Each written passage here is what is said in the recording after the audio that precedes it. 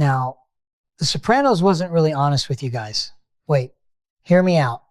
Let me tell you something, and you're going to want to lean in close for this one, because what I'm about to tell you, it's the kind of thing that makes you question everything you thought you knew about loyalty, about family, about what a man's got to do when somebody crosses a line that should never ever be crossed. You know what I'm talking about here? I'm talking about the moment Tony Soprano, the big man himself, the boss of the whole New Jersey operation, completely and utterly lost his mind in the most beautiful, terrifying way imaginable. And I mean beautiful in the sense that it was pure, raw, unfiltered rage. The kind of rage that lives inside every father, every man who's ever loved somebody more than his own miserable life. But here's the thing, and this is what's going to keep you up at night. Was it right? Was it justified? Or did Tony Soprano just light a fuse on a powder keg that was going to blow his entire world to pieces? Now look, in The Sopranos, we're following this guy, Tony Soprano, right? He's the boss of the New Jersey family, and he's got to deal with problems in his biological family and also his other family, if you catch my drift. All right. Skip the formalities already. Okay, so Tony's got issues on both fronts, domestic troubles and business troubles, and sometimes they bleed into each other in ways that I don't want to hear all that. Get to the point. Fine. So listen, if you clicked on this thing, I'm going to assume you already know who Tony Soprano is. Am I right? You know the man, you know his reputation, you know what he's capable of. And you're also probably aware of a particular incident, a very specific occurrence in the episode called The Second Coming, which is exactly what I want to get into today. Because this thing, it haunts me, I tell you. So picture this. There's heavy tensions between New York and Jersey. And I mean the kind of tensions where everybody's walking around with one hand on their piece and one eye over their shoulder. There's this whole asbestos dumping mess. Whatever the hell happened with that situation, nobody really knows the full story. And in the middle of all this chaos, you got this Shah loyalist named Salvatore Cogliano. Everybody calls him Coco. Now this Coco, he's having dinner at a restaurant, minding his own business supposedly, when he spots somebody he shouldn't have spotted. Tony Soprano's daughter, Meadow, who's out on a date with Patsy Parisi's kid, Patrick. And what does this genius Coco decide to do? He approaches her. He walks right up to this young woman and starts making comments, off-color remarks, highly inappropriate stuff that would make your skin crawl. He offers to add some cream to her mouth, if you can believe that. I ain't going to get more graphic than that, because the very idea of it, it disgusts me to my core. It repulses me in ways I can't even articulate. And it ain't just the words coming out of his mouth, you understand? It's the whole picture. This guy's a large, imposing figure, got that sleazy look about him, the kind of guy who clearly terrifies Meadow in that moment. She's frozen, she's scared, and this animal is standing there enjoying every second of it. Now Meadow, she don't want to tell her old man about what happened. She's reluctant, she's embarrassed, she's probably scared of what might come next. But her mother, Carmela, she gets it out of her. She makes the girl spill the beans about the whole ugly encounter. And Tony, when he hears this, the man is visibly furious. I mean, you can see it in his eyes. That dangerous look that says somebody's going to pay for this. But he plays it cool with his daughter, tells her that this Coco character is nothing but an idiot, harmless really, and that he's going to go talk to someone about it. He's going to handle it through the proper channels, nice and civilized. Except that ain't what happens. Not even close. Instead, Tony walks brazenly into New York territory, bold as brass, past this guy, Butch, who had one eye on the door and one eye on his linguine or whatever he was eating. And Tony just starts pistol whipping Coco right there in front of everybody. Butch tries to protest, tries to say something, and he gets a gun pointed directly at his face for his troubles. Tony looks absolutely unhinged in this moment. I'm telling you, he's leering like some kind of untamed bear that just got poked one too many times. And he's repeating these words over and over. My daughter, my daughter, as he beats Coco senseless. His insatiable rage, it just builds and builds until it culminates in a curb stomp, one of the most violent, brutal moments in the entire history of the show. Coco's teeth are shattered into a million pieces. His face is turned into something resembling a smashed pumpkin. And before Tony walks out of there, he threatens Butch one last time for good measure. So today, what I want to do is take a real close look at Tony's curb stomping of this Coco character. And I want to discuss whether Tony was justified in what he did, or if maybe, just maybe, he should have taken some alternative measures, handled it different. I want to explore whether he was permitted under mob law, under the rules of this thing of ours, to do what he did, and ultimately whether it was the right thing to do from a moral standpoint. And let me tell you, this is a surprisingly complex situation with all sorts of different variables at play, and I guarantee you we could all come away from this discussion with completely different conclusions. That's what makes it so fascinating, so worth talking about. But before we continue down this rabbit hole, take a look at this beautiful lineup right here. You want some of this? Channel members at a capo level get immediate access to more than 50 members-only videos and early access content. So consider becoming a member if you enjoy the videos I put together here. Channel memberships, there's a lot of money in this whole thing, I'm telling you. Now, there's several interesting factors surrounding this whole Coco incident that I find absolutely fascinating. I always found it curious that even though Coco says what he says, presumably to intimidate Meadow and make her feel small and scared, he never actually tells her who he is.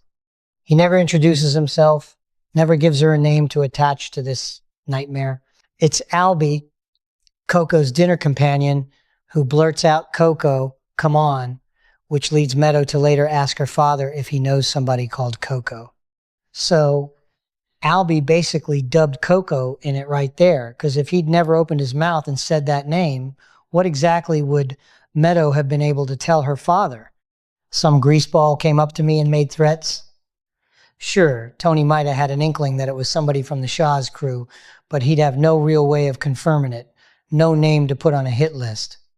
Albie changed everything with those two little words, and you got to give props to Patrick in this situation. You really do.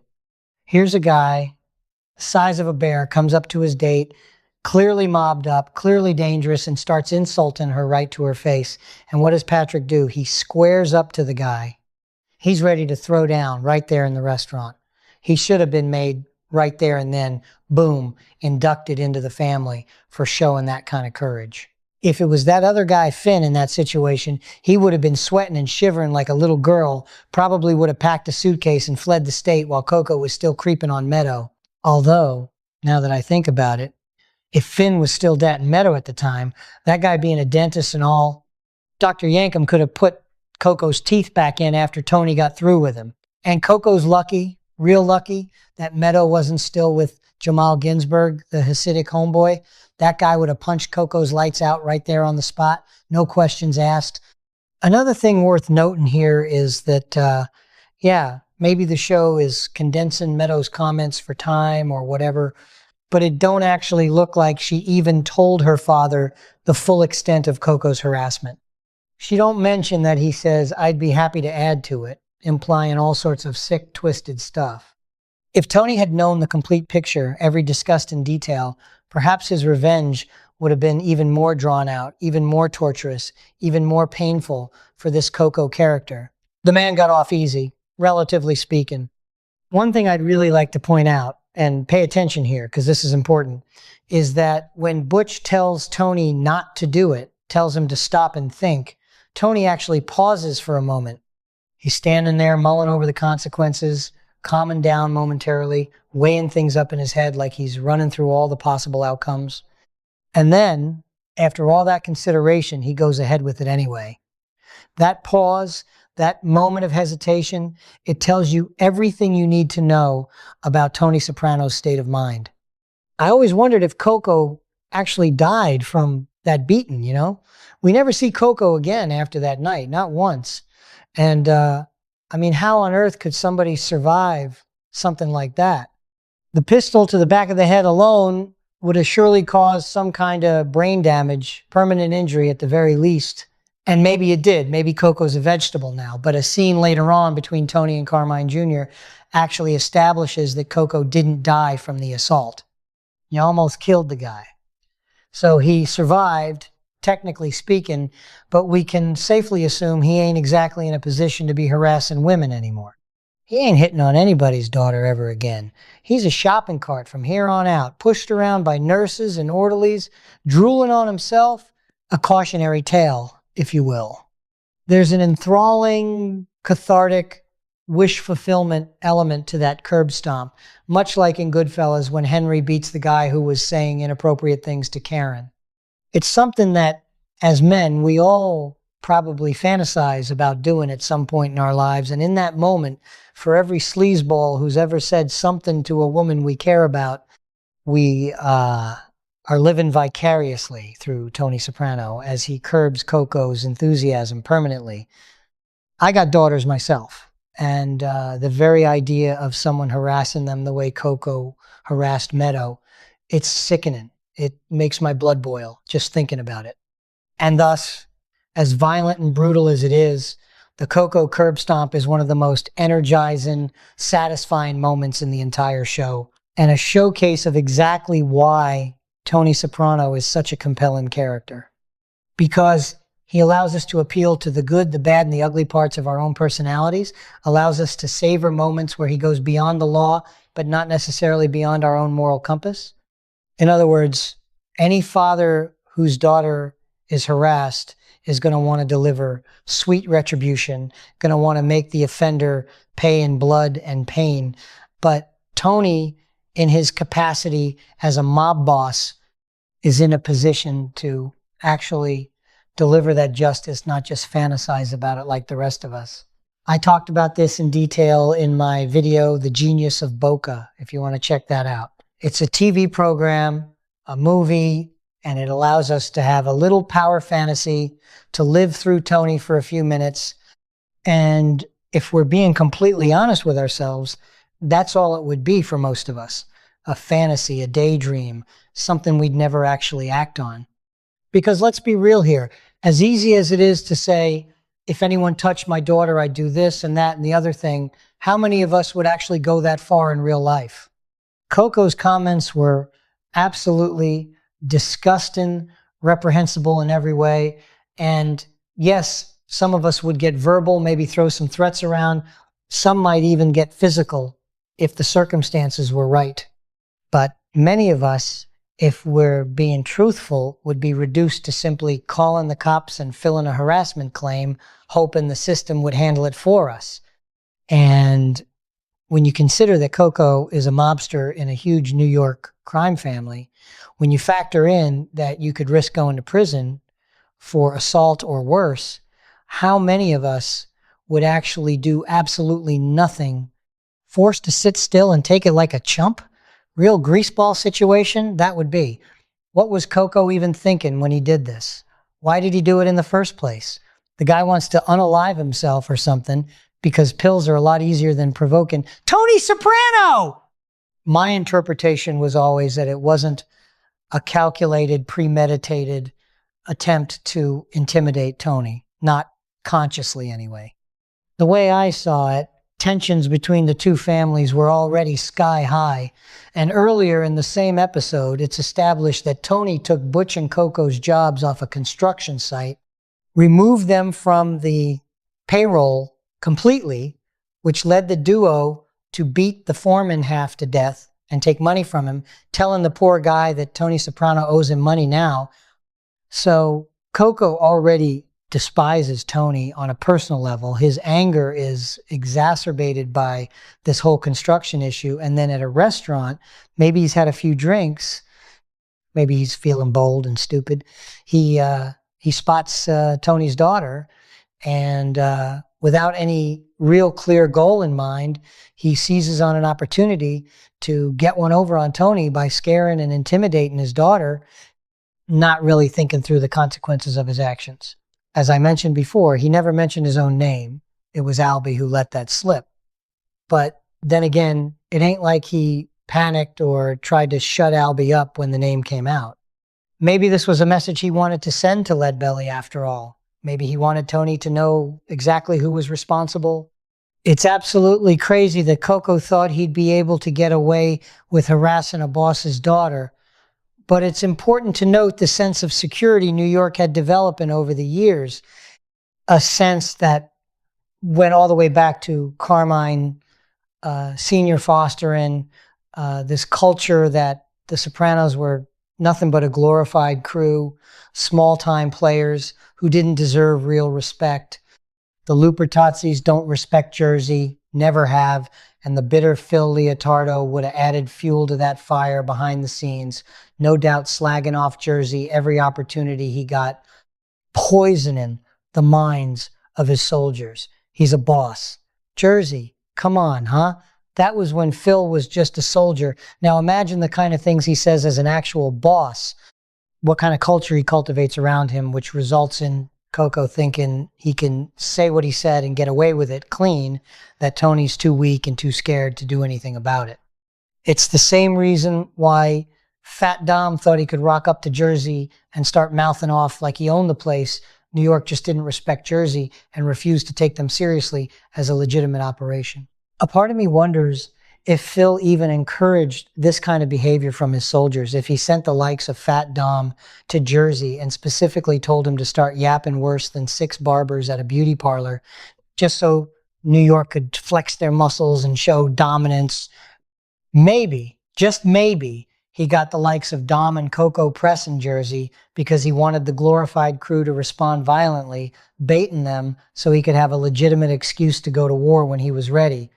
Conspiracy theories now, I know, but think about it, that notwithstanding, this incident with Coco becomes the straw that breaks the camel's back, and New York decides to go to war after this, and Coco is specifically mentioned on Phil's list of grievances against Jersey. This always got me thinking about whether Phil knew the entire set of circumstances surrounding the curb stomp, what Coco actually said and did to Meadow that night. But again, this is cleared up in Tony's meeting with Brainless II, with Tony repeating, "My daughter, Carmine." So it must have been explained to the New York leadership exactly why Tony decided to randomly attack one of their soldiers, lest they think it was because Tony was a close personal friend of the construction foreman. But clearly, since Uncle Philly My Rear End still mentions it as a grievance, he thinks that his family has been wronged here, probably because Tony didn't go through the right channels and proper protocols. So he considers it unsanctioned buffoonery, an unprovoked attack on his organization. Was Tony in the right to curb stomp Coco? Let's really examine this question. Well, what Coco did was absolutely punishable in the mob, 100%, either with heavy financial tax or even death itself. Tony had a legitimate beef against this guy, no question about it. People have been killed in the mob for much, much less than what Coco did. The case of Gambino boss Paul Castellano having the family associate Sabetta killed comes to mind for an insult against the daughter of Gambino captain George DeCiro. But Tony went about it the wrong way, at least according to the traditional rules. Even his reaction when he's talking with Carmine Jr. later suggests that he knows this on some level, admitting that he lost it, that he went too far, although it ain't entirely clear if he said this because he didn't go through the right channels, because he knows he went too far with the violence, or simply because it was a really bad time politically to be committing such an action against a New York soldier. Tony had a grievance, a serious one, and what he technically needed to do was go to Phil with a formal sit down and have Coco's death sanctioned officially through the proper channels, because one can't touch another made guy without permission from above. It's why such a big deal was made about Tony punching Ralph that time, and avoidance of vigilante violence and potential wars is exactly why sit-downs were created in the first place. Tony could have even asked for another New York family to sit in as neutral arbitrators, given there was already bad blood between Jersey and the Lupertazis that might cloud judgment. I like to think that Phil, who fancies himself as a man of honor and considers himself one of the last of the old school gangsters, much as he dislikes Tony personally, and who previously refused to sanction his murder when it was proposed, would be genuinely disgusted at Coco's comments if he heard the full story. When Phil threatens Chrissy's mother that one time, his reaction afterward shows that even in the heat of the moment, he knows he went too far, crossed a line he shouldn't have crossed. He also throws that New York soldier a furious look when the guy makes that sheep comment about the Jersey guys. So perhaps on some level, if Tony comes into Phil's place, heaven and breathin' and making demands, Phil would placate him, give him what he wants to keep the peace. Heck, Tony could even use this situation as leverage against Phil, turn Coco's disgusting behavior into a bargaining chip. One could argue that the onus is actually on Phil himself to take out Coco for the honor of the family once he learns what Coco did to a boss's daughter. But, truth be told, a guy like Phil, appeasement don't work with him, never has and never will. Phil had changed significantly and become more stubborn and bitter over the course of the show, and he might just be the one who was instigating behavior like Coco's in the first place. He will remember the Tony Blundetto situation where Tony denied him his rightful retribution. He'll remember how Tony harbored Vito instead of taking him out when he shoulda. He'll know that Tony never had the makings of a varsity athlete, and as such, he may have denied Tony's request outright if Tony came to him demanding Coco's whacking. Just before the Coco incident, in the very same episode, Tony and Phil have that meeting where Phil is condescending and hard-linning Tony, giving that speech about compromise, calling him Charles Schwab and having the family of Early Man laugh him right out of the room. What if Tony asked for Coco on a spit, presented his case formally, and Phil simply said no? What then? You telling me you never pondered that possibility? Imagine how much of a laughingstock Tony would become if he went to Phil, hat in hand, humble and deferent, reminding him of his duty to this thing of ours, asking for justice, and Phil just sent him packing back to Jersey with nothing, having to walk past a sneering Coco on his way out the door. There's every chance in the world Phil would turn down the request, making Tony look like an idiot, like a weak boss who can't protect his own family. Even if Phil decided to tax Coco financially instead, it would be an insult, a slap in the face, a guy perving on your daughter and you crack him good, ask for $200,000 as compensation? What's next? He gets to do worse for $1 million? Where does it end? I'm not saying Tony thought about all of this beforehand and it factored into his decision-making process. I think he just saw red, pure and simple. In this storyline, he wasn't necessarily acting as a mob boss getting business done through proper channels. He was a dad taking revenge for an insult against his daughter, hence him going to New York's territory with absolutely no backup, no soldiers watching his back. He's an emotional man at his core, loves his daughter more than anything in this world, and his gira was manifesting itself. That Arabic term I mentioned and defined in my rise and fall video of Bobby Bacala when Bobby punched Tony for insulting his wife. It was also the same episode where AJ almost drowned in 3 inches of pool water. So Tony would have a lot of pent up frustration that he would need to take out on somebody, anybody. It was a humiliating ordeal for the whole family and it needed an extreme reaction to match. It was Tony being tested, the boundaries as to what level of insults he was willing to swallow being analyzed by his enemies. If Tony lets it go and does nothing, it will be seen as weak. He would lose respect in the eyes of everyone who matters. It ain't just about what's been said to Meadow personally. It's the fact that innocent family members are being dragged into the mafia's conflicts and disputes. And the person who Tony loves more than anyone else in the whole world is being targeted. As he says at Johnny Sack's wedding, when it comes to daughters, all bets are off. And let's not forget, Patsy's son Patrick was right there. Meaning word would absolutely get out if Tony Soprano's daughter, the thing he considers most pure and precious in this world, was disgustingly insulted by some New York sleazeball, and he did absolutely nothing about it. That's deplorable, unforgivable in this world. So Tony's hand was forced by circumstances beyond his control. The assault put Tony at the precipice of an enormous crossroad in his life. Yes, attacking Coco escalated the conflict into all-out war, playing directly into New York's hands, but Tony could not risk going to Phil with a formal sit-down because there's every chance is exactly what Phil wanted so he could break Tony's balls and humiliate him publicly. And frankly, Phil would have found any other petty grievance to go to war eventually. He was itching for it. But even still, a beating would have sufficed. I'm sure everyone would eventually agree, however grudgingly so, that Tony had cause to do what he did. She was related to him by blood, to paraphrase something Silvio says to Tony about Tracy. He's got a right to be there.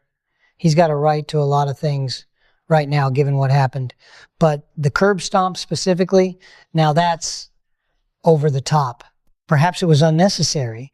But was it, though, if people have been whacked for less throughout mob history? Or is being curb stomped and permanently disabled considered worse than death in the mob, and a quick bullet to the head would be considered more civilized, more merciful? Perhaps so. As Tony tells Carmine he should have killed Coco outright, he would have had full support from everyone.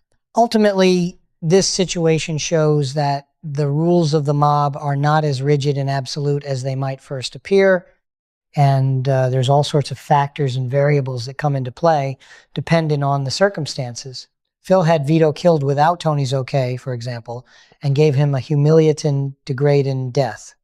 Then again, Phil would argue he came to Tony multiple times about the Vito situation, and Tony shrugged the issue off repeatedly, so Phil took care of business himself since nobody else would. Interestingly, Sammy Gravano, also known as Sammy the Bull, ex-mafia enforcer turned YouTuber of all things, told a story about a mobster's woman being insulted and the mobster going to the higher-ups to get an okay on the offending guy first, and they actually chastised him for it.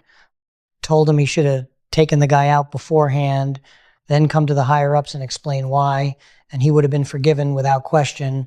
But by going through the proper channels first, it made the guy look weak, like he needed permission to defend his own honor. Now, this really throws a spanner into the works, because this would essentially suggest that Tony was completely in the right in terms of mob law by taking action first and talking later. And if you want my personal opinion, looking at all the factors at play, Phil's rigidness and hostility, the brazenness of Coco's actions, I think Tony did the right thing in going directly after Coco without asking permission, but I think he went too far with the curb stomp. The pistol whipping alone was enough to send the message. Given it was only a few comments and a touch, though disgusting comments nonetheless, it would have even been better to kill Coco cleanly rather than for New York to have this constant, enduring reminder of the incident in the form of a comatose soldier, hospital bills piling up, family members grieving at his bedside. How about that jerk's face when he got stomped, though? Almost worth it. We can talk all day and all night about the rules, who was right morally, what the manly thing was to do in that situation, what mob law dictates specifically, whose turf it happened on, whose appraiser gets to evaluate the damages. But ultimately, I think much of the actions of mobsters are dictated by a might is right attitude. If you can do something, you do it. Consequences be damned. Coco thought he could insult a boss's daughter because said boss is too weak to do anything about it, so he went ahead and did it without fear. Tony thought he could beat the living daylights out of Coco as a response and walk away clean. So he did exactly that. The rules are more like guidelines anyway. To quote Captain Hector Barbosa from those pirate movies and linking it back to the Gravano story, I actually think, public condemnation aside, that New York would actually respect Tony for this on some level, that the likes of Butch and other Lupertazzi soldiers would see that Tony Soprano is a man to be feared, that he's no pushover who can be walked all over. In fact, he scared New York so bad that Phil turned into a house and went into hiding like a coward. The rules ain't as important as how much leverage and power one side has over the other. Take, for example, Tony chasing Phil through the streets that one time and then grabbing him after the car accident. We might think such a situation would require a formal sit-down in Phil's favor, but with Tony being a boss, with Phil ducking him on payments he owed, With Tony and Johnny Sack being on good terms at the time, it seems Phil had no leg to stand on legally speaking. Johnny Sack probably poured some cold fizzy water on Phil to calm him down afterward. These guys bend more rules than the Catholic Church when it suits them. So instead, Phil tried taking out his frustration on the body shop repairs, petty revenge. In the Coco situation specifically, it was lose-lose for Tony no matter what he did, and he had to respond somehow. In fact, I actually think a far more egregious crime Tony committed during that whole incident was shoving a pistol directly into Butch's face without any provocation whatsoever, threatening him with a bullet in his eye, and poor Butch has only got one that works properly anyway. That's got to be resolved somehow, that kind of disrespect. The first time Tony does it, I think it can be forgiven. He clearly is in a murderous rage, not thinking straight. But after he stomps Coco into oblivion, he does it again, threatens Butch a second time, and in a world where throwing food at a parade float is considered a major crime worthy of discussion, waving a gun in the face of a New York underboss who was completely innocent in this particular situation will not go unforgiven or forgotten. I think it factored heavily into Butch's decision-making to have Tony eventually taken out down the road, which is a theory I subscribe to personally, as I talk about in another video if you're interested. Still, though, it's worth mentioning that whilst we bring up examples of the likes of Paul Castellano and Sammy the Bull, this was back in the mob's heyday when rules meant something and honor was paramount. As Johnny Sack says regarding the Ginny Sack joke incident, if it were years ago, would I even have had to ask? But it ain't years ago anymore. Times have changed dramatically. There was a time where a small joke against a wife or daughter could get you instant death, no questions asked. But those days are long gone now. And even Carmine Sr., who Sopranos fans love to tout as a real old school gangster who did things the right way, pushed against the idea of whacking Ralph for that joke because it got in the way of business and earning potential. I do think there is room for discussion as to why Tony even went into such a blind rage in the first place. Yes, it's easy to say he stood up for his daughter and good for him, but could it be argued that it was less about being protective of her, specifically knowing in reality that wives and daughters are not typically harmed in any meaningful manner in mob conflicts, as he tells Carmela during the Blue Comet, and more that he's enraged for the insult against him personally, against his reputation and stand-in? Again, I like to think he was genuinely furious for Meadow's sake. Acting as a loving father, but the idea that this was a calculated insult against Tony designed to make him seem weak and powerless would have definitely crossed his mind, and thus he knew he had to act accordingly to save face. Even if he genuinely wasn't bothered by it on a personal level, which I'm not saying he was, he would have to act for appearances and reputation, much like how he is annoyed with Janice and her stealing that prosthetic leg from the one-legged woman, but he still makes a point of enacting revenge against the Russian that attacked her because it happened to a member of his family. It ain't necessarily that it's his sister, that he's genuinely upset and cares deeply for her well-being. In fact, he was furious at her for causing the whole situation in the first place. It's that it happened to a member of Tony Soprano's family, that his own reputation and authority is at stake if he doesn't respond appropriately. So what do you make of the Coco curb stomp after all this analysis? Do you think Coco was deliberately sending a message to Tony, or was it just an off-the-cuff insult made in a moment of drunken stupidity? Was Tony justified in his violent retribution against the guy, or should he have gone to Phil through the proper channels and requested a formal sit-down? And if you think Tony was justified in responding the way he did, was the curb stomp itself over the line too extreme even for the circumstances? Let me know what you think in the comment section below. I want to hear everybody's opinions on this one. Subscribe to the channel if you ain't already, and thanks for watching. This has been one hell of a discussion, and I appreciate every single one of you sticking around to the end.